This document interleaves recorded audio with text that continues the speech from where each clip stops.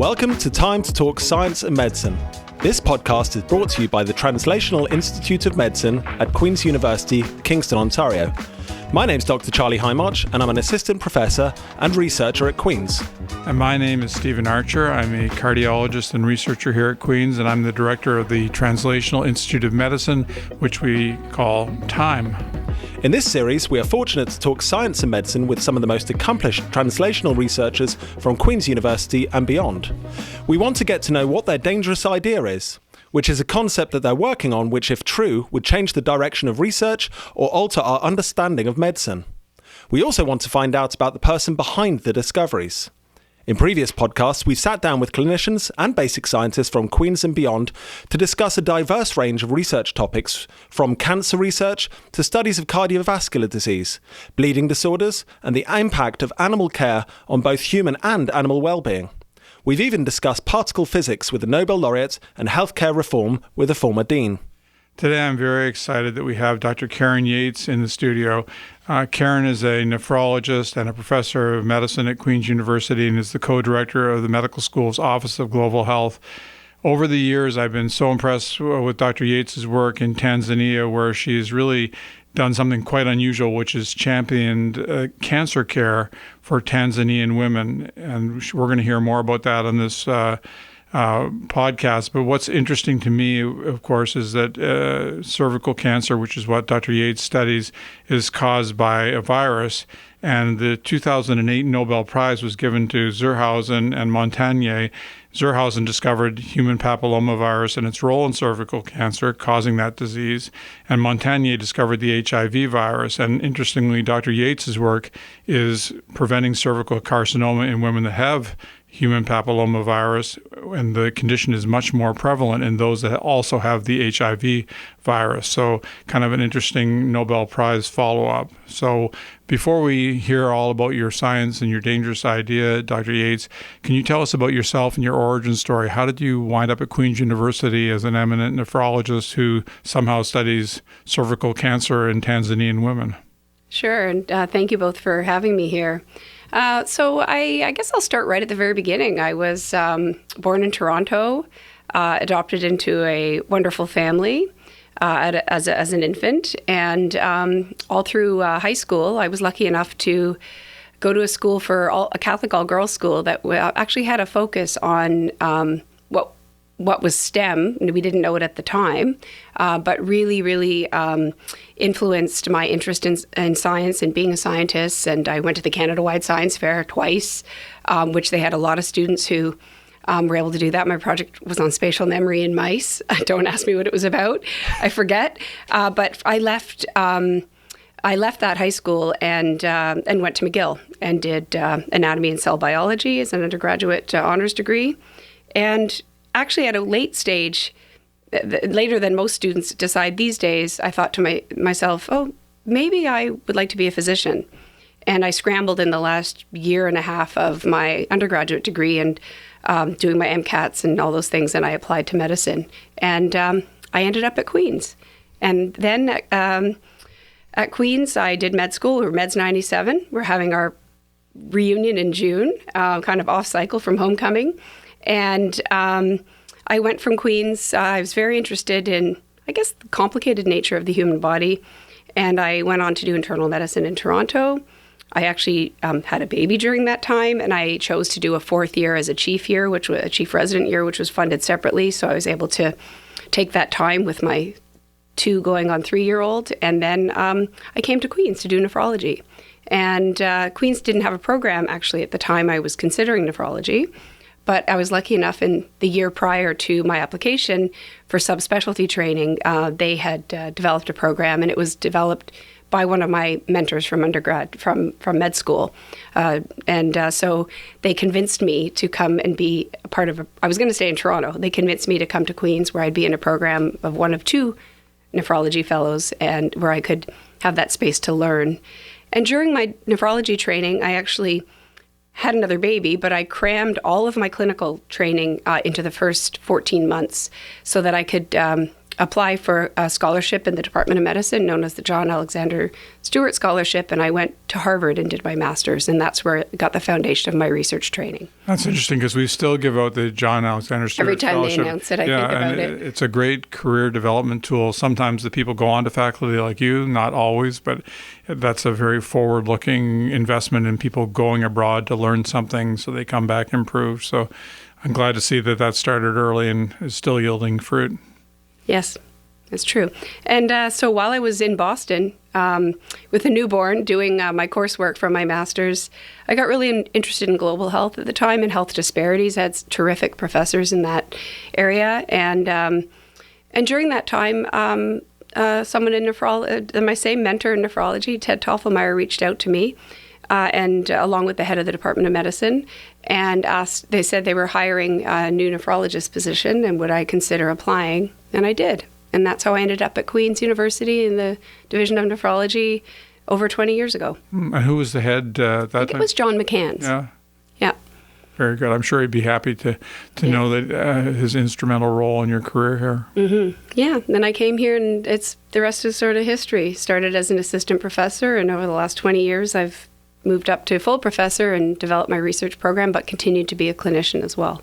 And do you think that the trip to Boston or the time in Boston was really what got you interested in global health as opposed to conventional in Canada medicine? Yes. Harvard has an amazing, at the school, I did an MPH with a research focus. I did a minor in global health, and what is now the Harvard T-Chan School of Public Health had an incredible division, which I think stands separately now, that was in humanitarian medicine and global health. And they still have a very strong footprint in global health. And it was through those courses and electives I was able to take during my master's that I really got interested in health disparities and research in that area. It's funny, I talk to undergraduate students a lot about their career options and their planning, and they've got a lot of anxiety and all this is set plan. And I say to them, sometimes life just kind of happens to you, and you end up finding that the thing that you're passionate about was something that you'd never considered doing. And of course, public health and nephrology, there are probably parallels there, but there were certainly differences in your career, right? Definitely. And what I actually struggled a little bit with after I started at Queen's, of course, you're learning how to kind of run a practice, be part of an academic group practice, be in charge, be the attending physician. And I also, was trying to start a research program. And that's hard when you first start out. And how would I build collaborations and partnerships in places around the world? So what I did was I actually joined an organization in Ottawa that worked in East and West Africa. They were working on primary care and HIV care, and we kind of weaseled my way in. And the director of that organization, they're called Canada Africa Community Health Alliance. They're still around. I ultimately ended up on their board of directors for some time.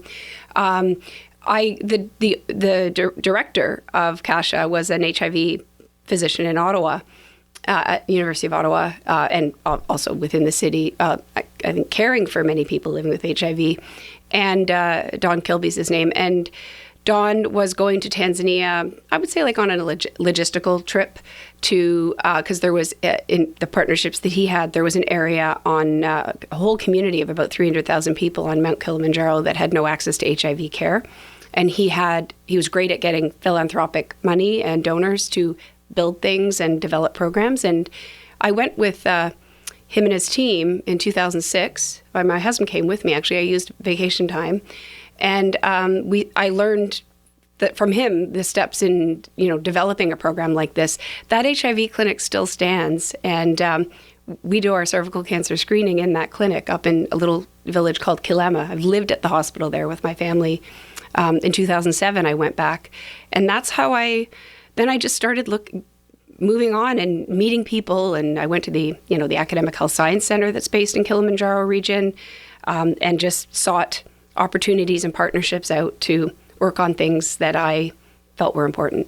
And we'll get to your sort of dangerous idea and what you did in Tanzania. But before that, there's a couple of interesting parts to your story. One, you and all the other nephrologists have been involved and members of the Department of Medicine with Moose Factory. So you sort of done what I would consider like global health at home. So there's a long history of Queen's University physicians going up north. Yes. And I'm not sure whether that preceded your Harvard experience or was just another factor in your interest in global health. That's a really good point. And it was something that I didn't want to forget to bring up today, is that as a nephrology fellow, I was able to go up to Moose Factory, and it was actually right around the time that they were really lobbying and pushing to get a hemodialysis unit up there, because at that time people had to come to Kingston and relocate from their communities.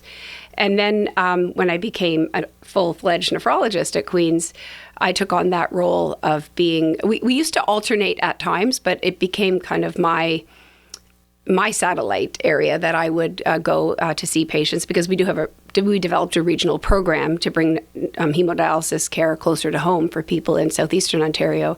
So it just over time became sort of my satellite, and then I was adding in clinic days and doing research in partnership with the Indigenous colleagues up there. So it seems that you accumulated quite a lot of experience working with Indigenous communities, and that presumably translated nice to working in Tanzania. Yeah, it felt, I said to my husband once, it might even been the first trip or possibly the second trip in 2007, when we took our then 3.5-year-old and our 7.5-year-old, and I was grateful to be given some time. I took, I think, a combination of vacation time and some unpaid leave and some academic time, and we went to Tanzania for four or 5 months. And when I got off the plane, it must have been that second trip, I said to my husband, you know, I feel at home here, and I think it's because I work in the north. It felt there's very similar issues with struggling with low resources and healthcare, and if you think about it, Tanzania was colonized similar to the way our Indigenous people are, and those remnants and trauma and issues from that still exist. One thing that listeners to the podcast may not be aware, but Dr. Yeates has mentioned time a couple of times. And it is interesting that in many academic medicine programs, there is a clinical demand on physicians' time that really makes it difficult to do anything other than clinical medicine and clinical related research at home.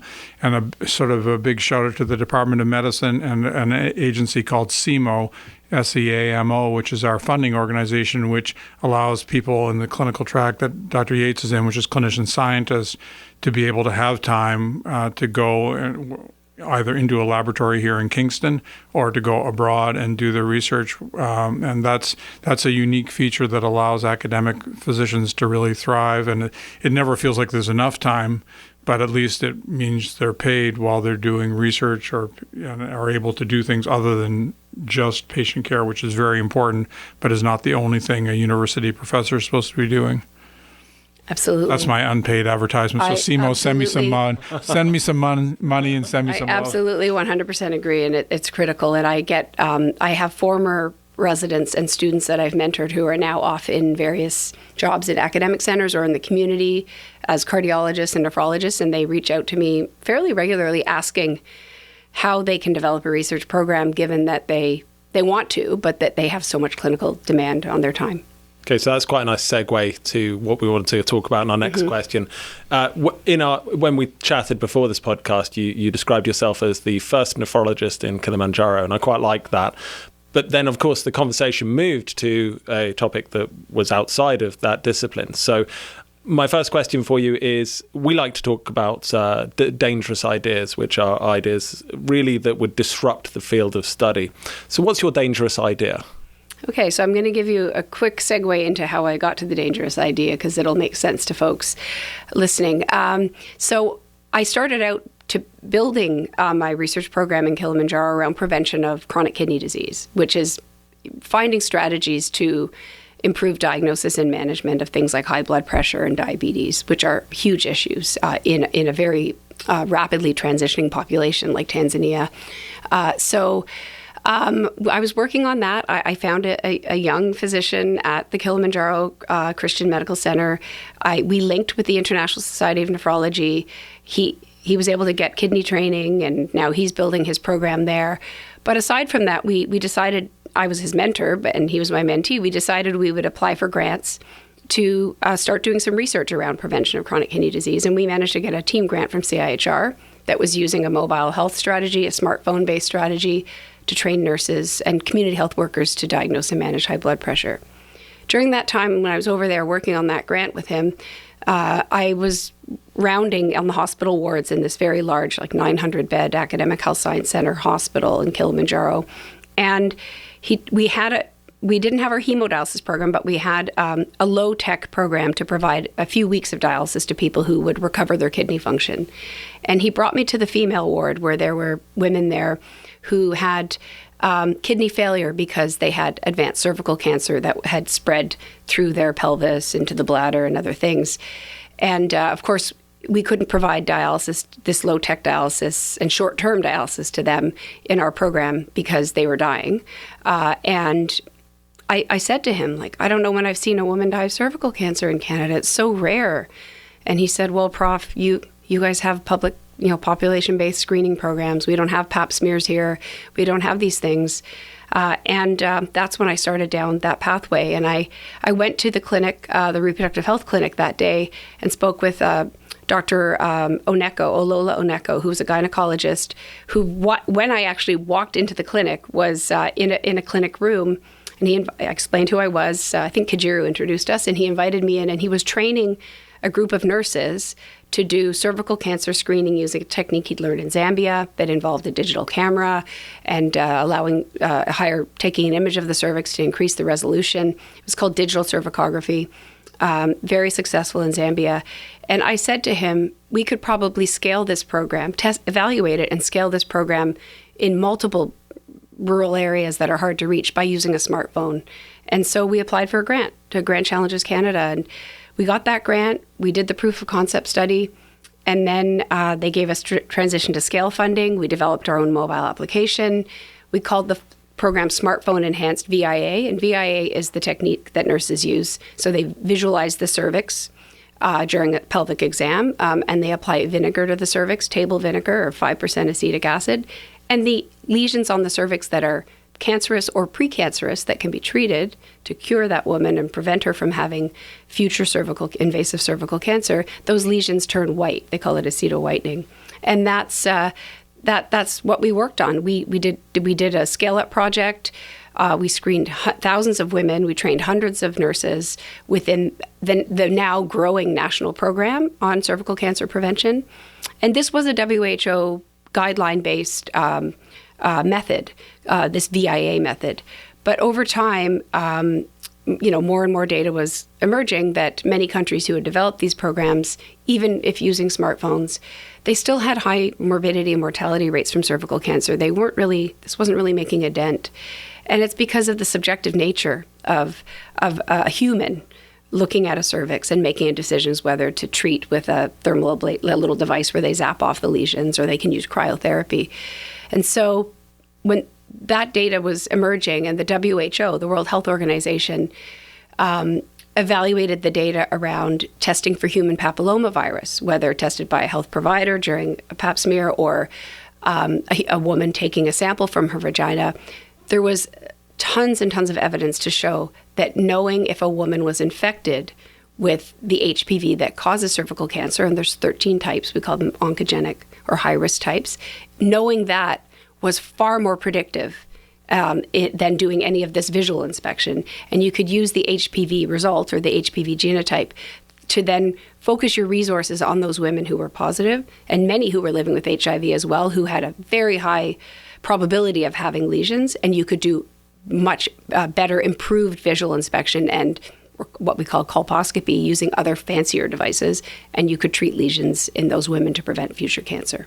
I'm sure Dr. Zurhausen would be smiling because he fought the medical profession for years trying to prove that this virus, not all forms of which cause cervical cancer, but cervical cancer basically doesn't exist without this. So you're kind of setting the pretest probability that if you have positive serology or positive smear for this virus, then you're at high risk of cervical cancer, and then those lesions and other factors become more interpretable than if you just do it cold.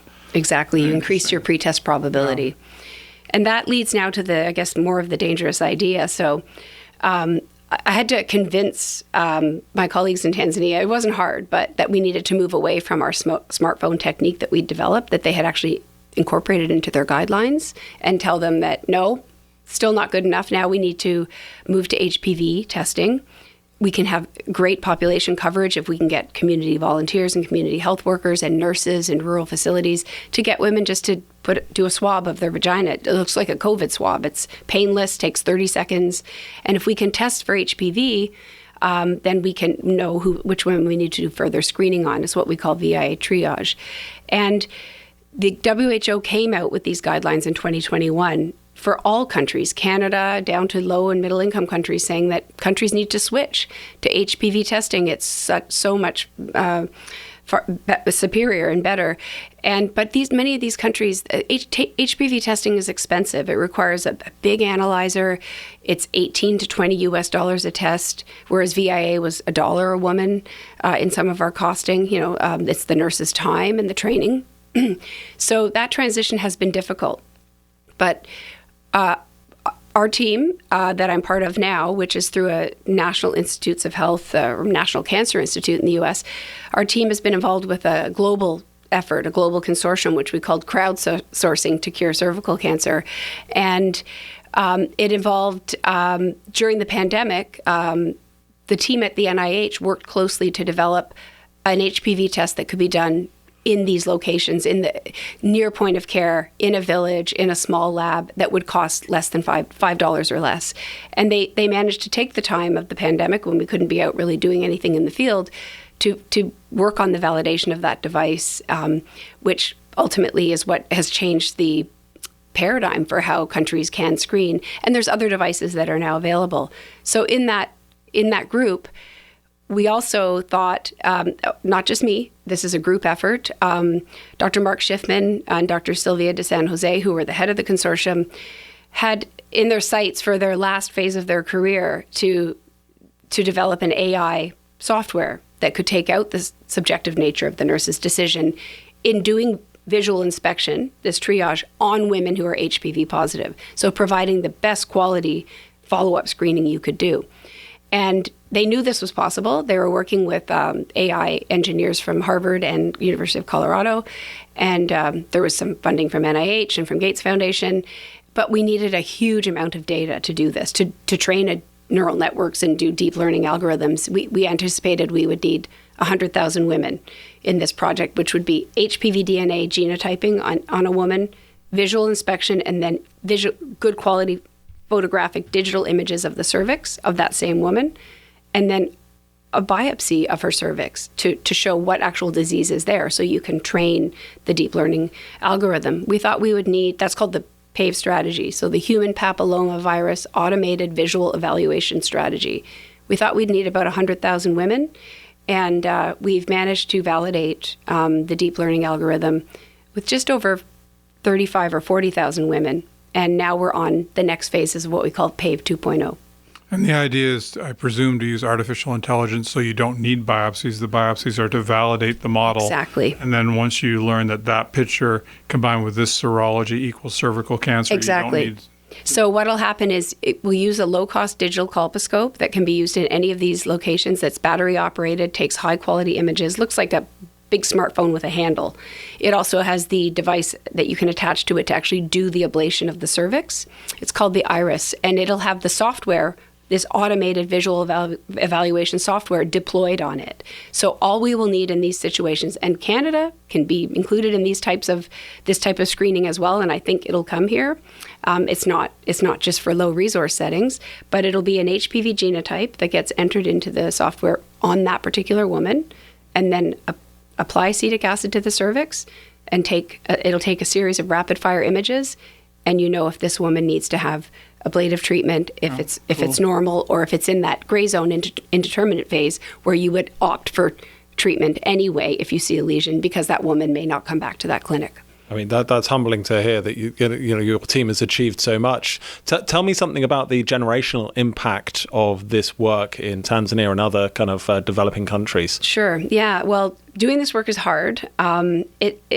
We've screened about 8,000 women in Tanzania, so that's getting an HPV genotype, getting the result back to the woman, navigating those who are positive back in for high-quality VIA triage, doing the images, taking the biopsies, which we train nurses to do, and then treating any lesions. And then following those women up again at 12 months if they've received treatment, if they're HIV positive, or if they and if they had a high-risk genotype. So this is a massive project, and that's just Tanzania and our team, which is, about 8 or 9 people, is just one country out of 9 countries globally that collected this data. This data, what we've shown, not just to train the AI, but what we've been able to show in multiple epidemiological sub-studies that we've done in Tanzania. So we tested, we got reagents for HPV 35, which is also cancer-causing and not in the current vaccines, and very common in African women and African women who immigrate to North America and other places. So that will be changing guidelines and and ideally lobbying vaccine manufacturers to include HPV 35. We've had we purposely oversampled women living with HIV, so that because they are the highest risk women. So we recruited not only in community health centers but through HIV clinics, and we've been able, because we chose as a team to do both biopsies of both the canal of the cervix and the outside layer of the cervix. We've generated incredible new data on the burden of disease that's hidden in the cervix, in the os, the opening of the cervix, in women living with HIV who are HPV 16, 18, and 45 positive. This will change guidelines. This was unknown before. And now we're doing a follow-up study where we're going to be able to test the AI and in what we're calling an effectiveness phase. But in that follow-up study, we're generating new data never before generated on persistent, or what we call residual disease, in women who are HPV 16, 18, 45 positive, living with HIV, who've received treatment or had a normal cervix at the time of their first screening. This will also change follow-up guidelines. So the study itself, to be part of the consortium, be part of PAVE, to crowdsource that data for the AI was one part. But all the wraparound work I've done with my amazing colleagues in Tanzania who are cervical cancer scientists, gynecologists, pathologists, the head of the national program, Dr. Safina Yuma, who's helped us so much to be able to implement this work and provided support to bring down barriers in our way. All the nurses and the people we've trained and our team that we work with, it's not done alone. And my PhD student from the translational medicine program did 2 what I call wraparound implementation trials. While we were implementing the PAVE study, she did a randomized controlled trial, cluster randomized in 30 communities, looking at the most effective strategy for how to recruit women to do an HPV test. She looked at group recruitment, individual recruitment, and then those women that had the HPV test were navigated in the follow-up phase into what we call the patient navigation trial. And this was a 1-to-1 individually randomized trial where we would send text messages to women as reminders to follow up, where nurses would call them and navigate them. We looked at individual strategies and a combination of strategies, and we're doing the analysis on that, final analysis right now on that data. And that will inform how countries like Tanzania can recruit women for HPV testing and not lose them to follow up, which is the biggest challenge in these countries. That's very cool. So now I'm going to get you to distill that science and artificial intelligence to a simple message for high school students. So if you were talking to a bunch of boys and girls in a high school class, what would be your message about cervical cancer and HPV? So this AI algorithm, this automated visual evaluation algorithm, is actually a really, really nice example of how AI works, right? If you think about in the medical field and in screening, right? They screen CT scans to look for lung cancer, and they can use AI to do that. So in this case, we knew, not me, all the scientists, the virologist plus the AI scientists, they knew what we would need to validate this algorithm. They knew how predictive the HPV genotype was.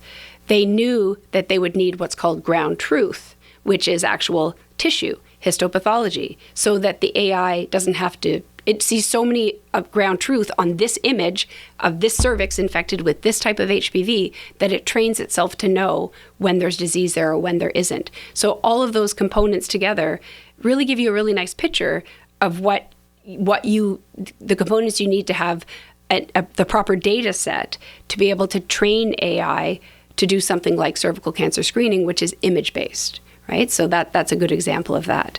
And similarly, if you were developing AI for screening the back of the eye for what we call retinopathy for diabetes, you would need thousands and thousands of images of the back of the eye in people who have type 1 or type 2 diabetes.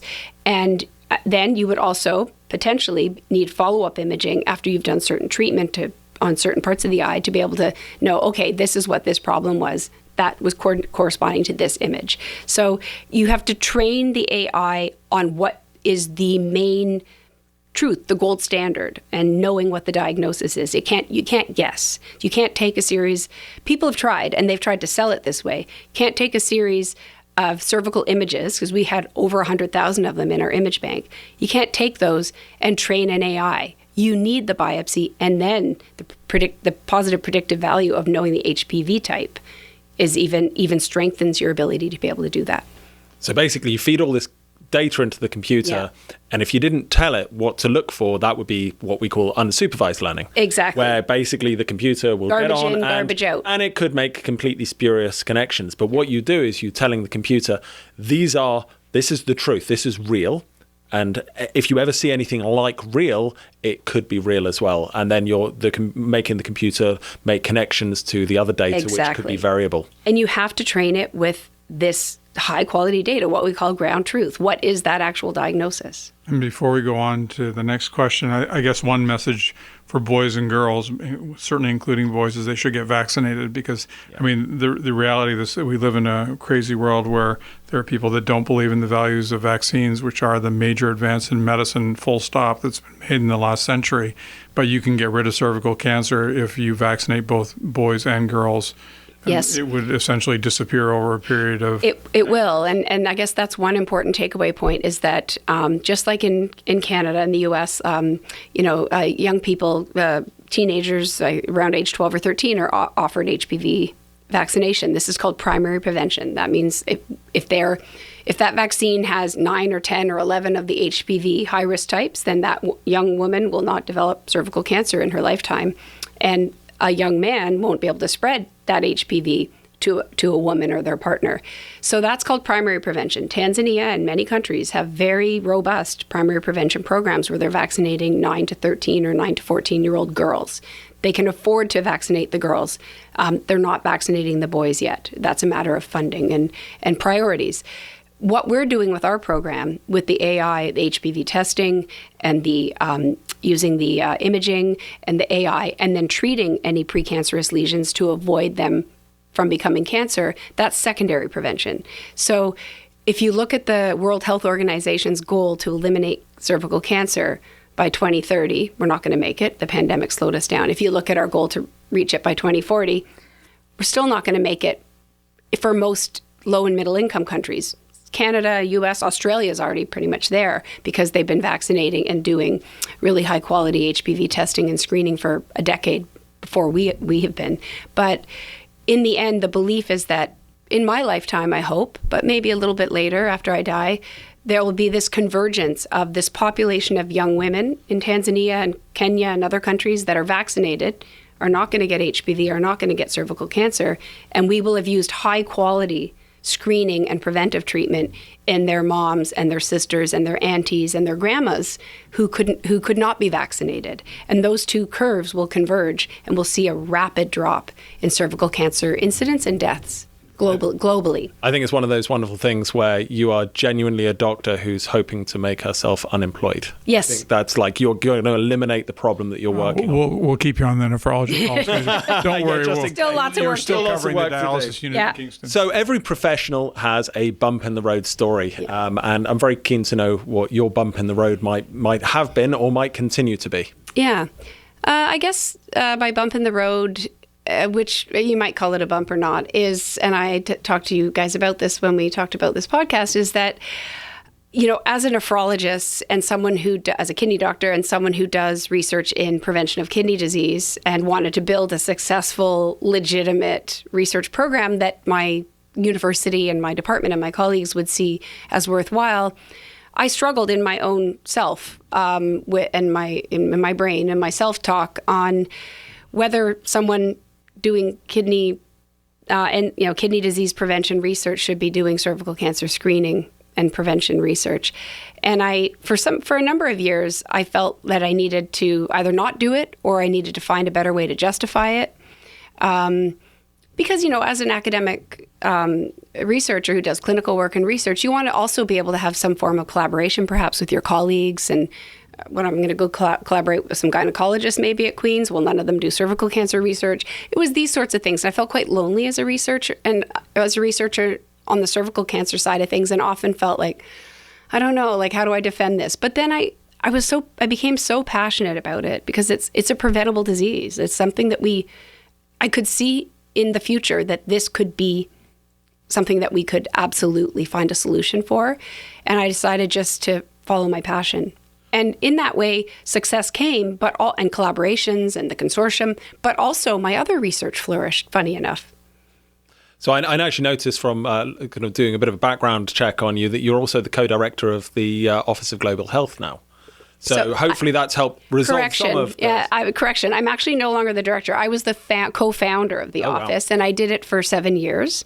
And then my colleague, Dr. Jen Carpenter, took it over. And then it was within the School of Medicine at Queen's, and then it was kind of subsumed into, I think, one of the other maybe professional development office, and has had different leadership since then. But it was really a place we had a mandate initially to provide really good global health experiences that were safe and appropriate for medical students because they were just figuring out their own. That's how it started. And then we started to build the research program, and we've had a number of learners come over the years, and we've had MPH students from Queen's come and do work specifically even in Tanzania with us. But yeah, I was the co-founder and co-director, and it's morphed into other things now.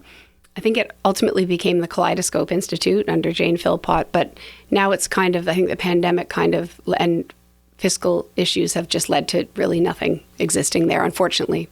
So it's funny, before we go on to the next near final question, I will reveal that I'm Meds 81, so a few hundred miles before you, but we were sent out around the world fairly randomly. Dr. Brian was instrumental in me going to Kenya, and I went to Kenya and worked in Kenyatta National Hospital, and the only thing I learned was I knew absolutely nothing, but I came back with that knowledge of how little I knew and how useless I was in that low result. You were a medical student? I was a medical student. Yeah. So it was like I had very little insight at that stage in my life. I don't have much now, but I just had enough insight to realize, wow, I don't know anything. That's funny because I'd helped with Dr. Carpenter. We helped develop the pre-departure and post-departure training program for Queen's learners who are going to these low resource settings. And I used to specifically say to the medical students, you know nothing. People will defer to you. They'll turn and look at you as if you know something because you come from Canada. Do not, when you're doing rounds or you're doing your placement at this hospital, do not answer questions unless it's like a relevant question like a physician here would ask you. But do not give a diagnosis or an answer because you don't know anything. And it does happen in these power differentials. But I might add that it's funny. You mentioned KNH, Kenyatta National Hospital. So through the work I do in cervical cancer, I've managed to be part of 2 incredible NIH grants, from the National Institutes of Health with colleagues at Emory University, which are training young scientists in implementation science, which is the work I do around how do you get a solution out to the population. And we have 2 NIH grants, and they're both based at KNH. So I've had multiple stakeholder meetings there. I'm going to be there June 13th, meeting with leadership. Mention my name and they will test. And they now have a research center there, which is focused on implementation science. So what goes around comes around. So since you mentioned Kenyatta National Hospital, that reminds me to ask you our crystal ball question. So, and I'm going to focus the crystal ball a little bit on what do you think is going to happen with global health funding in the future, considering that your research perfectly checks all the boxes that are now forbidden for NIH to fund. It's sex and gender, it's HIV, it's Africa, vaccines. It's all vaccines. So it's like the quadrifecta of things that are off the legitimate research list. What do you think is going to, is that a It's really blip? tragic. It's not, I don't think it's going to be that temporary of a blip. I believe in my heart that somehow things will come around, maybe with the next administration, but the dismantling of USAID, the dismantling of global health research programs from the NIH, the dismantling of the PEPFAR, the President's Emergency Plan for AIDS Relief, all of those, USAID and PEPFAR fund cervical cancer screening in many African countries. And we implement our solutions and our research within those national programs. So those programs have been dismantled. So for instance, we mentioned KNH. We're doing a randomized trial in Kenya looking at navigation of patients to follow up after doing a vaginal self-sample. And the clinics where we were implementing the program in, there was 17 or 18 clinics. One nurse in the screening clinic might be paid through USAID funding and another nurse by PEPFAR funding. Well, that has now disappeared. And we have to figure out how to rework our randomized trial. Where in the health system where will we do the screening? And that's part of our meeting that we're having in June. Yeah, and we could go on, but we won't. But I mean, in addition to being grateful to the United States for the funding they did provide, sort of also realize that in addition to the immorality of sort of removing that funding precipitously, which was how it was done, which is part of the problem. But ironically, you mentioned this screening device potentially coming full circle and maybe becoming a device to diagnose and manage cervical cancer back in North America. Yeah. And wouldn't it be ironic if this misguided policy not only hurts people in Tanzania and Kenya, Horn of Africa, but also hurts people in Baltimore and Ottawa? And absolutely. And I guess through the last little bit of my crystal ball is that I do believe that other countries and organizations internationally will step up, and there will be, like Canada's already announced, they'll try to fill some of those gaps, but we just don't have the power that the incredible amount of research that the NIH was doing. But I do think it'll improve, and I do believe that our AVE software will be used in Tanzania. I can envision it being used in the health system. Not sure how they're going to do this and have funding to do the HPV testing, but I believe it will come from other governments and from within. And I believe that we'll be able to use it here at home in Canada. Yeah. It's sobering to have a guest on whose crystal ball also overlaps perfectly with the bump in the road. So your crystal ball is more bumps in the road, but hopefully you will persist and keep going, because I think that's important. Keep writing grants. So I'm going to move on to some slightly more fun, refresh our palates with the slightly more fun questions that we have. So the first one I'm going to run with is, what is your favourite meal? And importantly, can you cook it yourself? That's an easy one. So I'm a vegetarian. My favourite meal is my Thai red curry that I make with tofu and bok choy and all of the real fresh ingredients. That's the one I make when I have to fly up north. I make 3 or 4 amounts of it so I can have it for all my meals. I never tire of it. And my family and my friends say that it's as good as any restaurant. And of course, if I have non-vegetarians coming over for dinner, I'll make it with chicken or shrimp or something else. But that's my go-to. So as a vegetarian, that's also one of my favorites. But fresh coconut milk. Getting the tofu right, that's the hardest part. Yeah, but it is. When you've got I do it in my air fryer, and then I pop it in after I've made the curry. Or replace it with chicken. Yes, exactly. So what type of music do you like, and can you play any music yourself? Yeah, so I played piano all through high school and then kind of gave it up, and we don't have a piano anymore. But I probably could still play a few things. I feel like with my music, I like a lot of things. I'm an old soul. I love old 60s, 70s, 80s. I love folk music. I've seen a lot of the old bands. Growing up, I went to Pink Floyd, The Who, Crosby, Stills, Nash & Young. You name it, I probably went. I went with my high school friends. We were really into discovering that music all through high school, and it stayed with me. And my daughter is now an aficionado of that. That's a good thing to pass along. Yeah, I'm very jealous, actually, that you've seen Pink Floyd, so that we'll leave that there. So for my next question, if you could time travel, would you go forward in time or would you go back in time?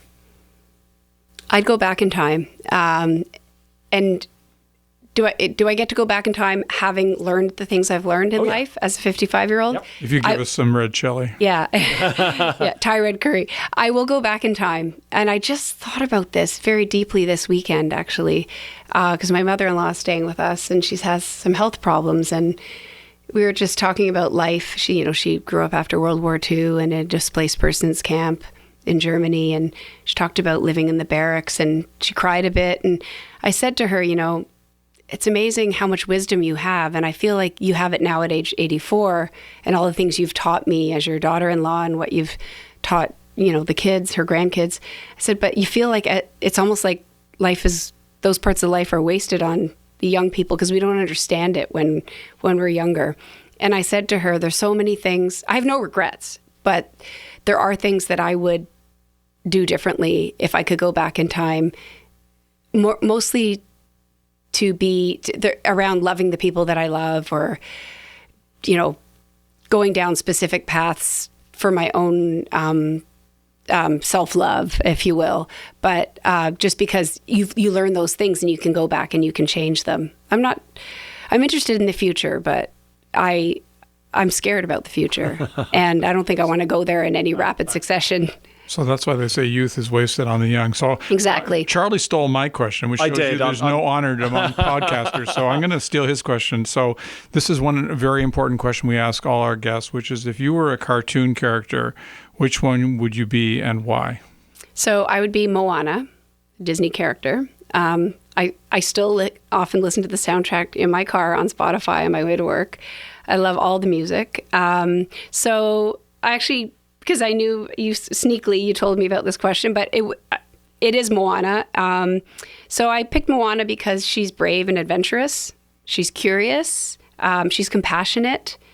And she's a really good role model for young girls and young women, and someone I always identified with. And I just loved that movie when it came out, and I can still watch it over and over again. 100%. My boys grew up with that film, yeah. And the idea that she was restricted by the wave pattern around the island, and you couldn't breach that. And you obviously in your career you've not seen these barriers. You've just crashed straight through them to get to the other side. Yes, I've had a very circuitous path.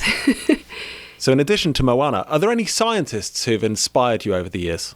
Yeah, I picked Tu Youyou. Have you ever heard of her? No. So Tu Youyou was born was a young girl in the 1930s in China. She studied pharmacology and Chinese medicine. I've read a book about her, and I had to go look her up again. But I really admire her. So she studied pharmacology and Chinese medicine, and this is at a time when women were really underrepresented in science, and very hard and this was also at a time during the Cultural Revolution in China, where, this is funny enough how things go around and come around, where there was distrust in science, science was being defunded and these sorts of things, just like we're seeing now, right, with these types of governments that we have in the U.S. And and they actually put scientists in jail at that time. But she faced significant gender bias. But in the 1960s and 70s, malaria was killing millions of people worldwide. In China, the global south, because there was resistance to the chloroquine. Yeah, exactly. So what she did was she studied 2,000 herbal Chinese remedies, and she discovered that the compound from the sweet woodworm, which is known as Artemisia annua, actually could kill the malaria parasite. And she developed the drug artemisinin, which is still today in Tanzania. I've given it to my children. There's no resistance to it. It is still the frontline medication for stopping people from dying from malaria. And she was never given credit for her discovery until 2015, when she was given the Nobel Prize in Medicine. Dr. Yeates, on behalf of Dr. Archer and myself, I'd like to thank you for taking time to talk to our audience today about your research. To our listeners, we'd like to thank you for taking time to get to know Dr. Yeates. We hope you've enjoyed the show. If you enjoyed this episode or would like to know more about research at Queen's University, or indeed share this podcast, you can search for Time to Talk Science and Medicine wherever you normally look for podcasts. Thank you.